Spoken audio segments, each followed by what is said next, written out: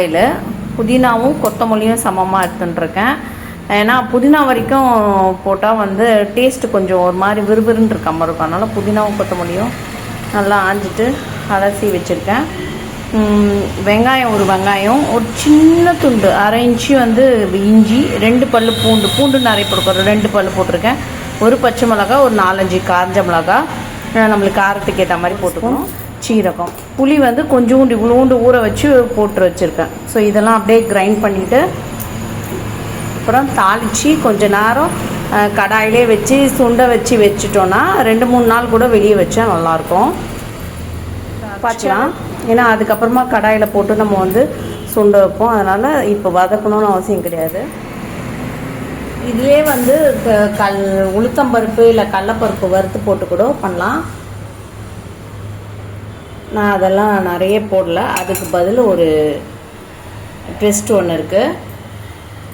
இட்லி பொடி அரைச்சி வச்சுருக்கோம்ல, அது ஒரு ஸ்பூன் போட்டால் நம்மளுக்கு அதுலேயும் உளுத்தம்பருப்பு கடலப்பருப்புலாம் இருக்கிறனால அது டேஸ்ட்டு கொடுக்கும்.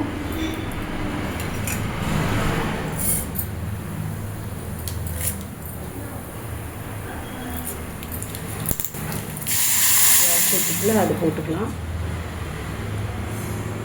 உப்பு போட்டுக்கிறேன். கடைசியாக கொஞ்சோண்டு பெருங்காயம் போட்டுக்கலாம்.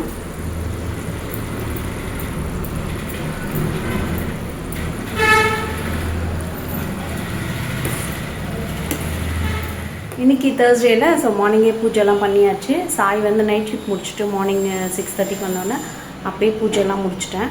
ஸோ அவன் டிஃபன் வேணான்னு படுத்து தூங்கிட்டு இருக்கான். ஸோ இப்போ 11 o'clock ஆகுது. சமையல் பண்ணிட்டேன். நான் வந்து சேமியா உப்புமா பண்ணி சாப்பிட்டேன். ஸோ என்ன சமையல் பார்க்கலாமா? ரைஸு, இது